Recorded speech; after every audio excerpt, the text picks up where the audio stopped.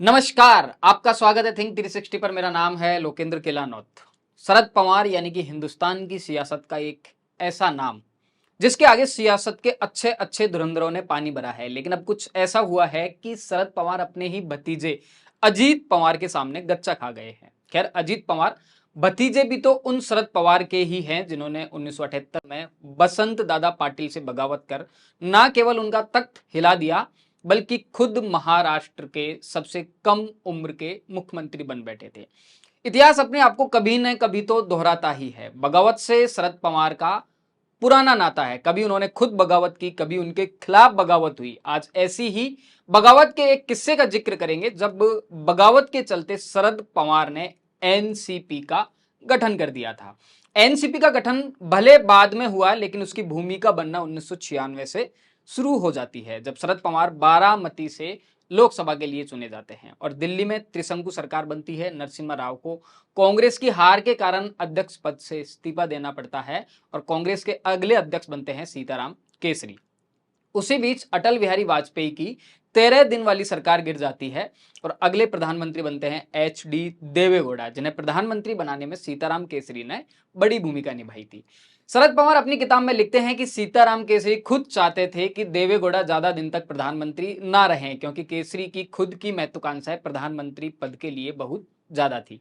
अध्यक्ष पद पर बैठकर सीताराम केसरी बिसात बिछाना शुरू करते हैं और फाइनली 11 अप्रैल 1997 को देवेगौड़ा सरकार भंग हो जाती है और इसका ठीकरा केसरी के सिर पर फूट जाता है। कांग्रेस में सीताराम केसरी का बढ़ता पावर और उनके काम करने का तरीका कांग्रेस के कुछ नेताओं को बिल्कुल भी रास नहीं आ रहा था और कांग्रेस के भीतर कुछ ऐसे नेताओं का एक दल बन गया जिसने तय किया कि सीताराम केसरी का बढ़ता पावर उनके लिए बड़ा ही घातक साबित हो सकता है। इन्हीं नेताओं में शरद पवार भी शामिल थे। सच्चाई भी यही है कि सीताराम केसरी जिस स्टाइल से काम कर रहे थे, उसे देखकर कांग्रेस के नेताओं में उनके खिलाफ लगातार असंतोष उबल रहा था। लेकिन केसरी पर गांधी परिवार का पूरा पूरा हाथ था। सीताराम केसरी ने जब दोबारा अध्यक्ष पद के लिए चुनाव लड़ा तो कुछ कांग्रेसी उनके खिलाफ हो गए, जिनमें शरद पवार, राजेश पायलट सहित AR अंतुले शामिल थे। लेकिन केसरी फिर से अध्यक्ष पद का चुनाव जीत लेते हैं और यहीं से शरद पवार की कांग्रेस से दूरियां बढ़ना शुरू होती हैं। अक्सर शरद पवार को कांग्रेस से निकालने के लिए जिम्मेदार उत्तरदायी कारण सीताराम केसरी का विरोध मानते हैं, लेकिन शरद पवार अपनी आत्मकथा में एक दूसरे कारण का खुलासा करते हैं। दोबारा अध्यक्ष बनने के बाद अगले चुनाव में सीताराम केसरी के नेतृत्व में हुए चुनाव में कांग्रेस भाजपा के मुकाबले पीछे रह जाती है। लिहाजा अब सोनिया गांधी को कांग्रेस का नेतृत्व देने की कवायद शुरू होती है। बाकी के नेताओं के साथ शरद पवार भी उन नेताओं में शामिल थे जो सोनिया गांधी को कांग्रेस अध्यक्ष बनाए जाने की वकालत कर रहे थे। लेकिन शरद पवार स्वीकार करते हैं कि उनके और सोनिया गांधी के बीच संबंध सामान्य नहीं थे।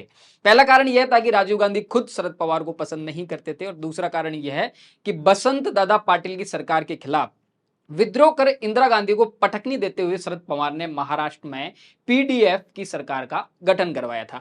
राजीव गांधी और शरद पवार की अदावत का किस्सा डिस्क्रिप्शन में दिए गए लिंक पर जाकर आप सुन सकते हैं। खैर, आगे बढ़ते हैं। शरद पवार को दूसरे भी ऐसे तमाम कारण थे जिनके आधार पर गांधी परिवार का वफादार नहीं माना जाता था। गांधी परिवार के जो वफादार नेता थे वो सोनिया गांधी के लगातार कुछ ऐसे कारणों का हवाला देते हुए कान भर रहे थे। शरद पवार खुद खुलकर लिखते हैं कि सोनिया गांधी उनसे किस तरह से नाराज रहा करती थी। वे यहां तक स्वीकार करते हैं कि वे जब भी कोई डिसीजन लेते तो सोनिया गांधी का व्यवहार उसके ठीक उल्टा होता था।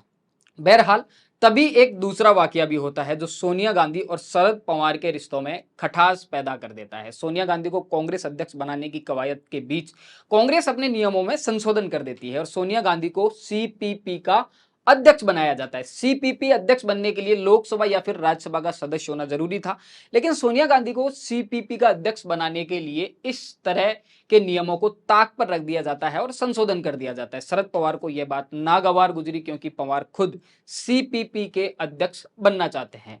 अब सोनिया गांधी कांग्रेस और सीपीपी दोनों की एक साथ अध्यक्ष थी और शरद पवार की सोनिया से लगातार दूरियां बढ़ती जा रही थी। इसी बीच एक दूसरी घटना का भी जिक्र कर लेते हैं।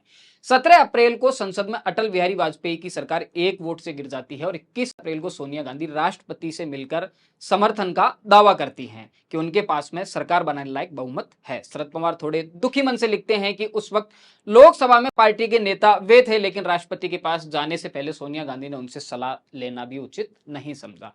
लेकिन जब मुलायम सिंह ने कांग्रेस को समर्थन देने से मना कर दिया तो सोनिया गांधी और कांग्रेस की उम्मीद हवा में उड़ जाती है। खैर, अब एक अंतिम घटना का जिक्र कर लेते हैं जिसके बाद कांग्रेस से शरद पवार की विदाई तय हो जाती है।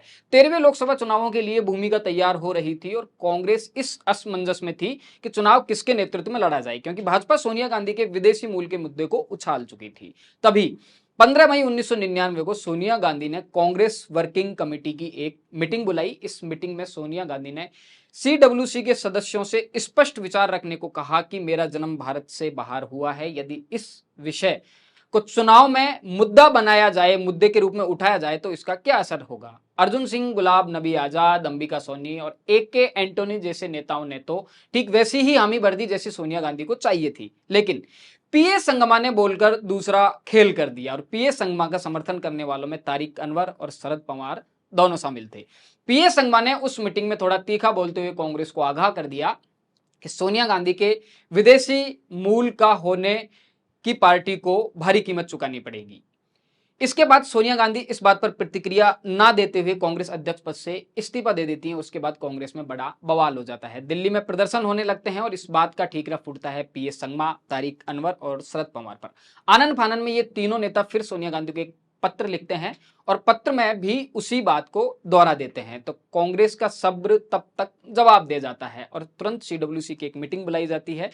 पीए संगमा, तारिक अनवर सहित शरद पवार को कांग्रेस से 6 साल के लिए बर्खास्त कर दिया जाता है। शरद पवार अपनी किताब में लिखते हैं कि 10 जनपद पर वफादारों का जो भी उन्मादी प्रदर्शन चल रहा था और जो भी सारा खेल चल रहा था वह सब अर्जुन सिंह का किया धरा था।